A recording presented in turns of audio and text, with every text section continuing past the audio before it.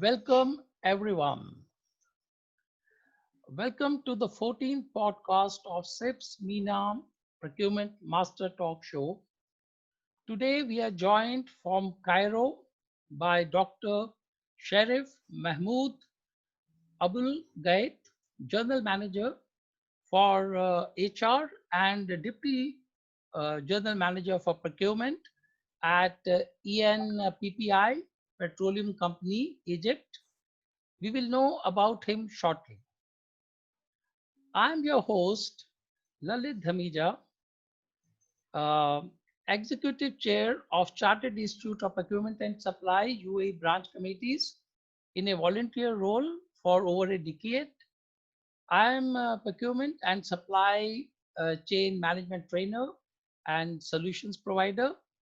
Uh, Over the past 40 years, I have worked with CEOs, CPOs, and trained thousands of executives, managers, and project leaders in Fortune 500 and multinational companies.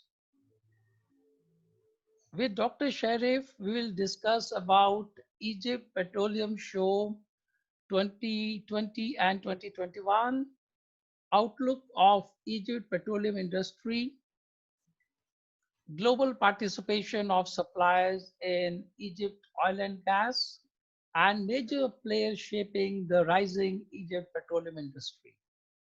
And also we will talk about future of procurement from low cost countries and more.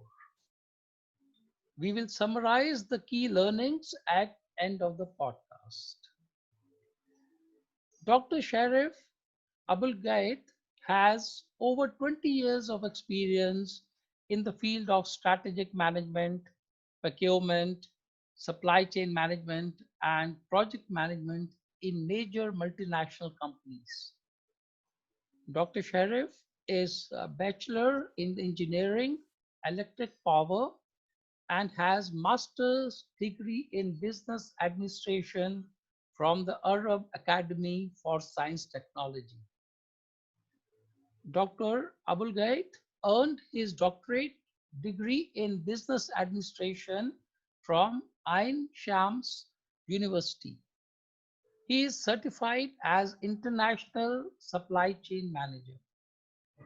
Dr. Sherif is also a management, supply chain, and project management trainer and consultant. Dr.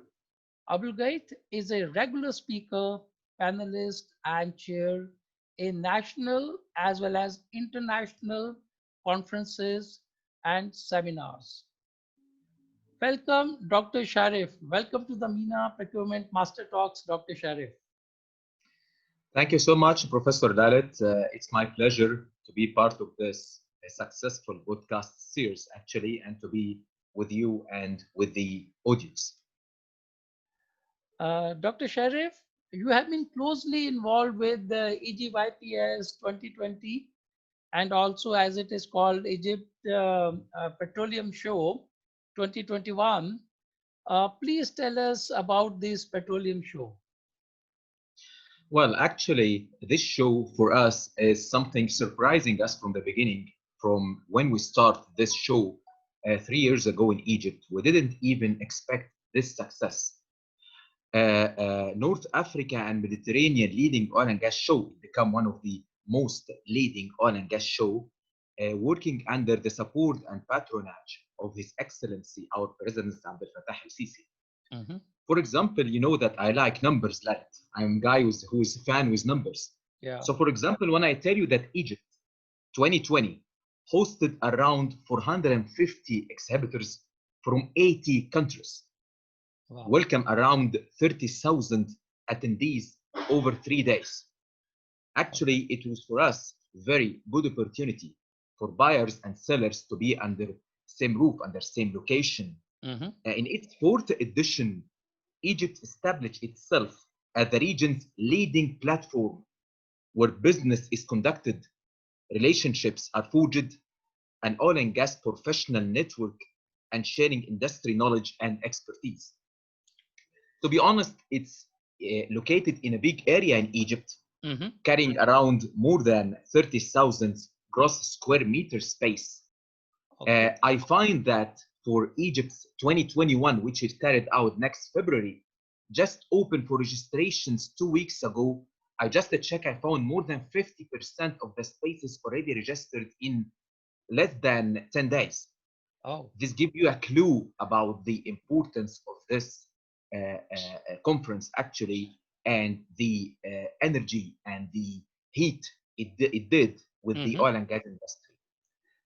Dr. Sherif, I can tell you one thing from outside, because we have been seeing a lot of coverage in the press, in industry magazine, in petroleum magazines, in social media. So that itself talks much about the show. That is, you are taking care of a good publicity marketing. From over the years, I've been seeing, like initially it was for the earlier editions. So Yeah. that way, some good things are being done, definitely. Yeah, actually, you are Uh-huh. right.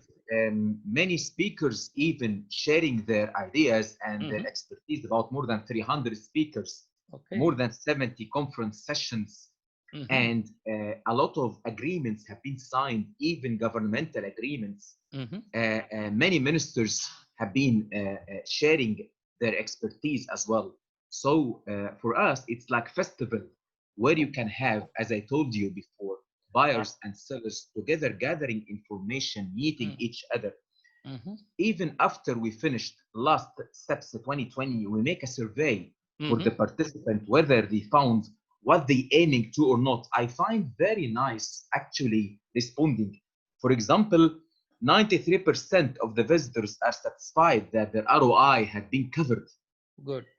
More than 91% likely to attend 2021, and already, as I told you, Hmm. more than 50% already registered right now. So Hmm. yes, it started big and it continued every year to be enhanced and to be bigger and bigger. To be honest, it's now one of our conferences which we are waiting for every year, not only us or in the Mediterranean region, or no, it's all the world now attending it. As I told you also, Yes. we have Yes. around more than 15 international oil companies participated in last year conferences, and I believe it will be more and more in 2021 and in the coming years as well. I'm sure about it. When they've got passionate people like Dr. Sherif, so definitely they will see the results. And now hardworking and sincere, passionate people are behind it. And Dr. Sherif, what is the outlook of Egypt petroleum industry in your opinion? To be honest, in the last, for example, also in 2019, for example, Uh-huh. oil and gas industry in Egypt witnessed great leaps in its whole value chain, Mm-hmm. from upstream to downstream. You cannot imagine, Lalit. Actually, Yeah. along with the service provided to citizens through availing the petroleum products and national program to convey natural gas to residential units, Mm-hmm. actually, we have a lot of booming in the industry in the last 5 years. For Mm-hmm. example, now we have realizing unprecedented natural gas product reached now around 630,000 barrels per day. This never happened before in Egypt, to be honest. Mm-hmm. Also reducing IOC's accumulative arrears. Now we are reaching lower rate. This can give you a clue about the credibility Mm-hmm. and commitment of the Egyptian government toward the booming of oil and gas. We already pay a lot of debts regarding the IOC's Mm-hmm. accumulative arrears. Okay. In addition, for upstreams, we signed around 8 oil and gas exploration agreements with main investment around $180 million. In addition, there are more than 17 ongoing agreement now with around $1 billion. This is for upstreams. Mm-hmm. For downstreams as well, there is a lot of booming now. For example, we have a company, Egyptian refining company. Mm-hmm. It's considered the largest and most recent refining project in the area right now. So Mm-hmm. actually, it's booming industry, oil and gas right now, Mm-hmm. cover around more than 27% of the overall GDP in Egypt, which is can give you a clue about the importance of oil Yeah. and gas. Yeah. Also, we cannot do that without the cooperation and partnership we have with our foreign IOC's partners like BP, like ExxonMobil's, like Shell, like Aramco, like a lot of actually companies worldwide. I don't want to list them all, but we cannot do that without the cooperation and the partnership we have with all our IOC's partners. So it's booming industry right now. We're open our hand for everyone to participate in this challenge. As I said, many projects, a lot of infrastructure projects right now running on in Egypt. So I believe it's right time for anyone who want to invest or who want to see the booming in oil and gas Egyptian is right now. Yeah, I know oil and gas and petroleum world is looking towards Egypt. And Dr. Sherif, what do you think? What about the global participation of suppliers in Egypt oil and gas industry? Who are the major players? You mentioned some already, and who are likely to play a key role in Egypt oil and gas industry? Actually, we believe that sourcing aim to achieve best value for money by taking the following factors: price, quality, delivery, ethics. So suppliers should follow ethical code of conducts and ensure workers are treated fairly, sustainability, availability. So we are open actually to the whole world who satisfy this value for money. And I believe it's very normal. We are working with the whole world, Lalit. We are getting material from everywhere. Material like valves, pipes, pressure vessels, panels, cables, and many, many, many others material. My company, ENPPI, is the engineering arm for petroleum sector in Egypt, as you know. We have a vendor list department, which is very professional. Actually, we are searching hours for suppliers in overall world who can satisfy us, who can cover our capabilities or our requirements like technical capability, commercial capability, financial, ethical, environmental. So any supplier who can find himself capable to cover our requirement, which is very normal requirement, by the way, he is very welcomed to share with us and to be part of our vendor list and go with our many, many bids. We send many actually competitive tenders and we're working with that. So we are open to all countries. We have many suppliers. We have many offices, by the way, out of Egypt, like in Europe, like in Latin America, like in Gulf, even now we are searching about to having some places in India, or because this place also is very important place now. India and China and this part of the world is very important and very sourcing, very good sourcing. You can work with them to achieve also value for money. So we are working with overall world, as I tell you, who can cover our attaining our requirements. That's it. Dr. Aboelgheit, if somebody wants to register with you, any supplier, so what is the guidance? How can they approach Egypt oil and gas industry, or for this show, how can they register? How can they come on the vendors list? That's very good question. I always hear it. Actually, it's become very easy right now. You can just go through ENPPI website and you can see vendor registration electronically.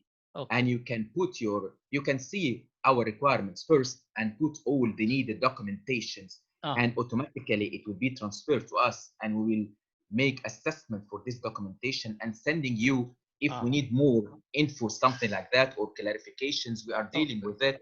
And it's now a minimum time. You can, in a very short time, you can be registered. It's not a big requirements. However, it's an essential one. You can know all through our website.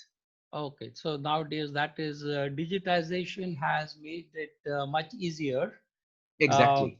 For registration.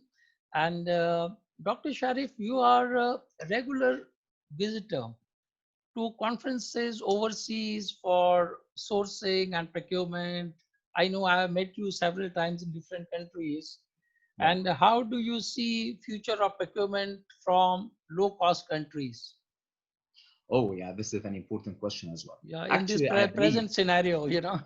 Oh yeah, sure. That's why you are speaking about a very important question as well. This is very normal from a professional guy like you, to be honest.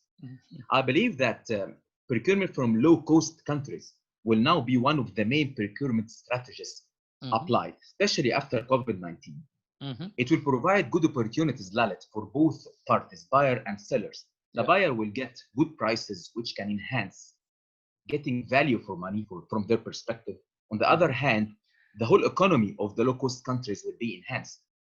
However, there are some barriers or some several aspects had to be put in consideration from my point of view. Right. For example, the quality of the material, Yeah. the ethical sourcing and concept of modern slavery is very important, to be honest, Yes.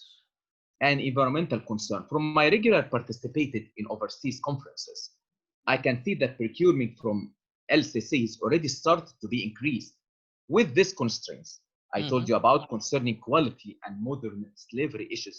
Right. I believe individual must be not forced to work for little or no pay or something like this, or children working. And so if we make sure that this is not carrying out, if Mm-hmm. we can make sure that quality is good Yeah. and no problem in as ethical sourcing, we are open for LCCs or low cost countries. And we Okay. already, by the way, Uh-huh. starting doing that. I know you know that we're starting doing this from many countries, and it's now booming. But after we make our own analysis of the market, whether it's ethical one or it have any modern slavery issue or not. Mm-hmm. So I believe in the coming phase, I know it's now booming, but in the future it will be more and more booming and mutual benefit for both parties, buyers and Yeah. sellers. I think Dr. Sherif, you are also related with the Chartered Institute of Procurement and Supply because we talk much about modern slavery these days. Yeah, So yeah. yes, I believe you are doing you are on final stages of completing your MSIPS, being It's a my full pleasure, member to of be honest. MSIPS. Yes, Yeah, kind of yeah. tell us about that something about Sure. Actually, CIPS or Chartered Institute of Procurement and Supply, it's for us, it's something very valuable here. it. Mm-hmm. And I know I'm already authorized for many organizations. However, to be organized and be part of this Chartered Institute of Procurement and Supply, for me, Mm-hmm. it's very, very important. That's why I'm now in the final phase of finishing and to be MSIPS. It's all my pleasure to be like this. And I'm very honored to join this kind of professional people, a professional platform for Mm-hmm. procurement and supply. And yes, it's gave a lot to me, to be honest, and increasing my understanding of procurement. However, even I'm already authorized for many organizations, but CEPS is something very unique, Ah, and it take a lot of time studying and something yeah, like I this. know. But I believe it worth, as joining this kind of people are very, very important and very honored to be part Ah, of this community.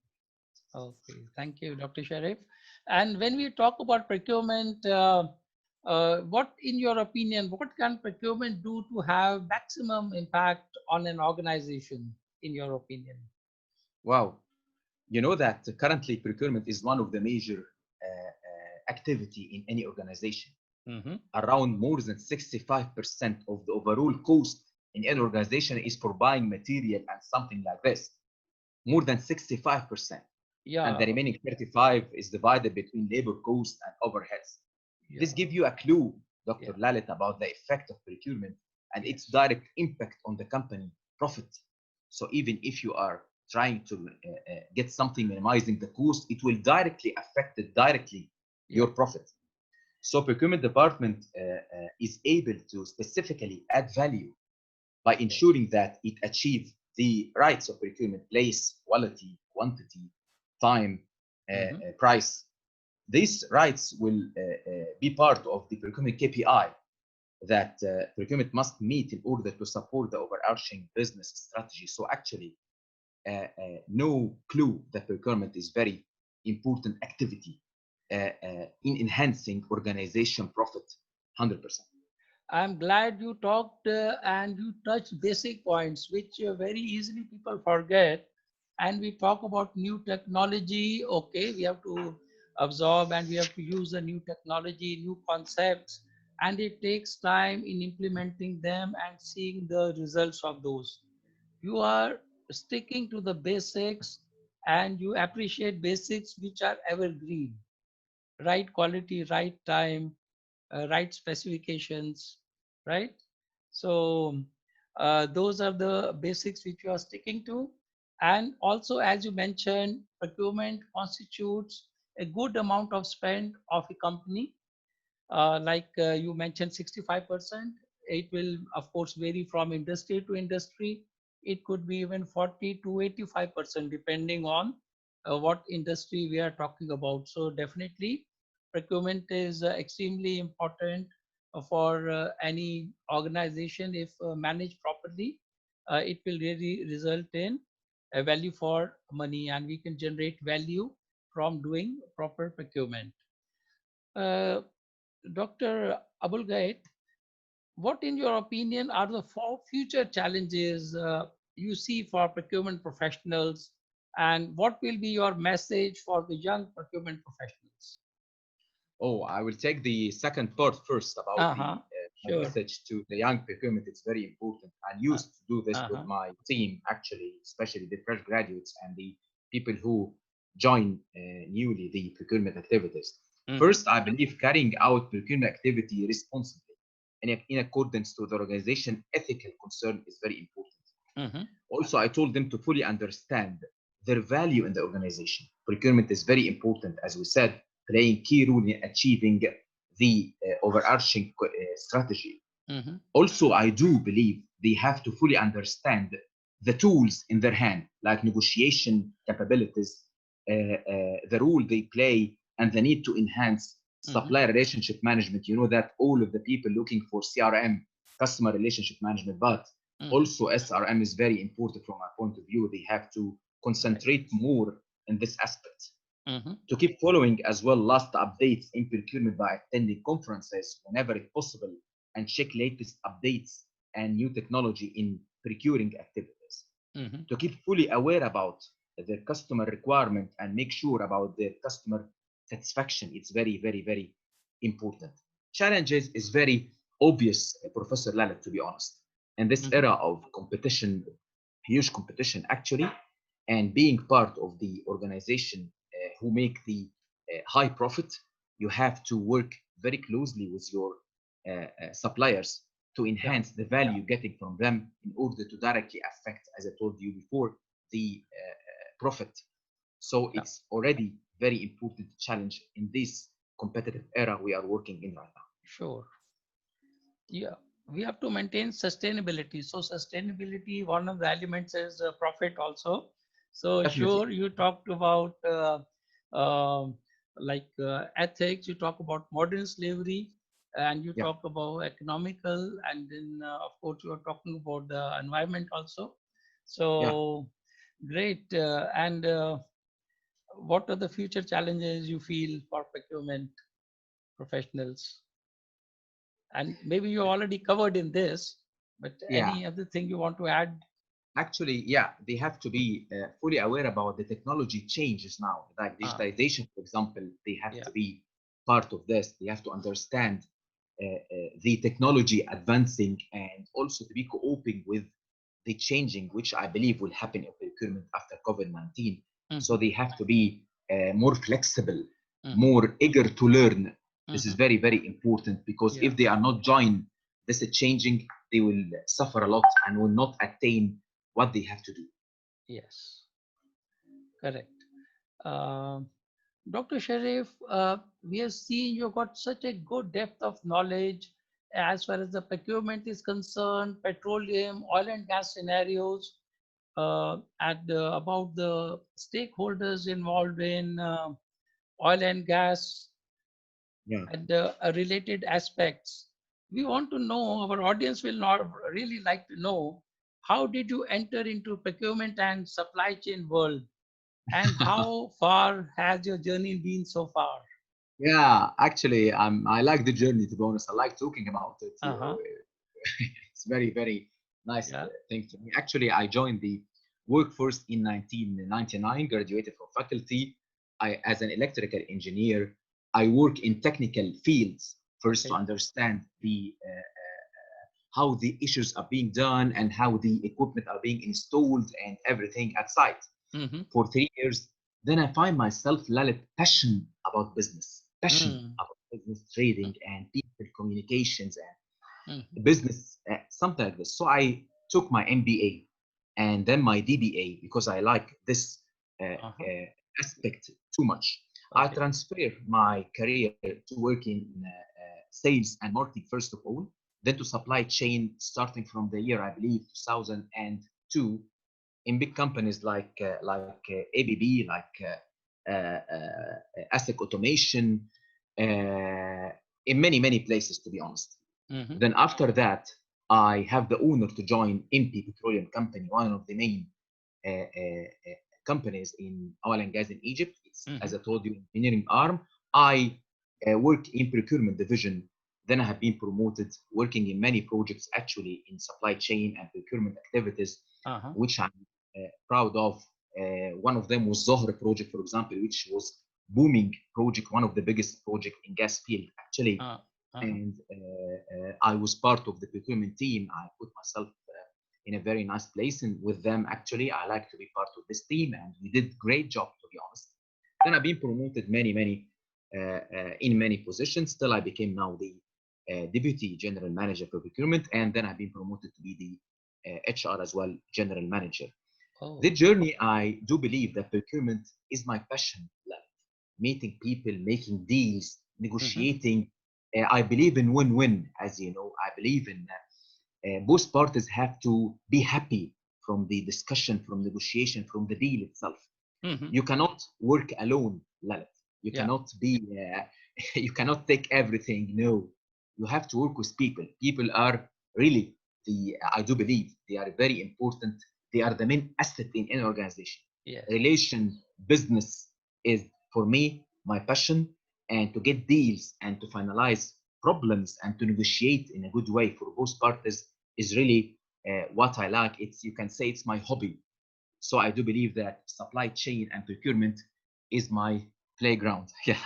Yeah, and absolutely. And as you are people's person, you talk about human, you talk about ethics, you talk about modern slavery, you talk about relationship management. So it is so good to know that you are also general manager in HR. So this Yeah. will be a good combination, I believe. Procurement, HR, and then you have got roles in different aspects and different disciplines of the company. So it is good to know procurement people also, in addition to their roles, they are even taking care of other larger roles in the company. And It was my pleasure actually, yeah, and the trust of my company. yeah, thank you. And And Dr. Sherif, now this may be time to wrap up. And you yeah, told us about EGYPS 2020, how successful it was, and you gave us detailed statistics, and also how enthusiastic you are about Egypt Petroleum Show 2021, where you said like within 3 days, 50% vacancies or spaces have been already taken up, and there is a great leap in upstream and downstream activities.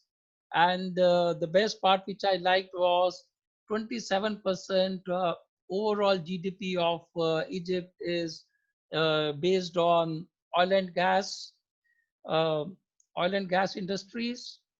And you got all the players from all around the world who are working with you, whether it is big oil majors like BP, ExxonMobil, Aramco, or other suppliers from countries like India, China, and all over the world. Uh, there are vendors who are supporting you, and there is a mechanism by which they can register within your company online.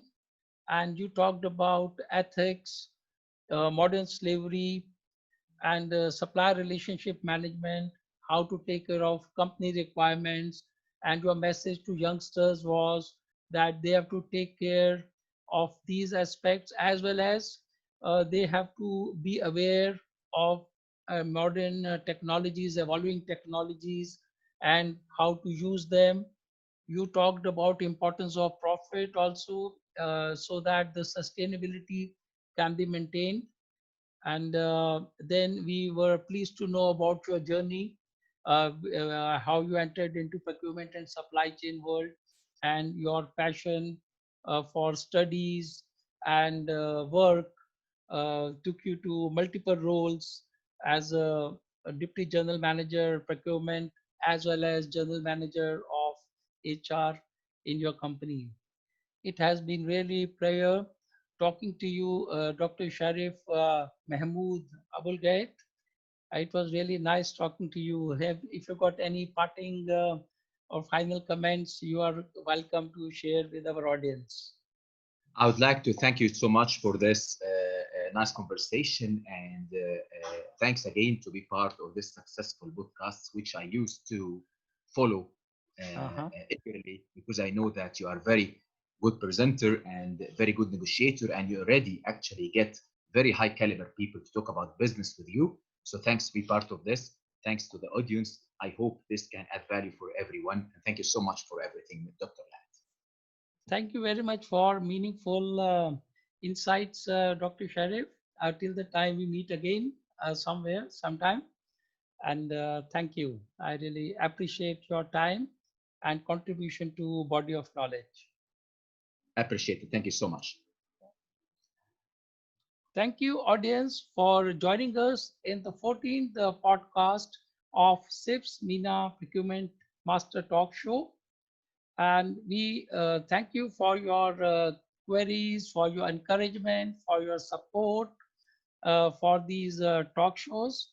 And we have got many other lined up, which will be in due course, which will be announced.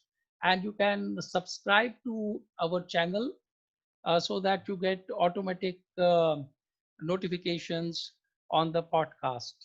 Thank you very much.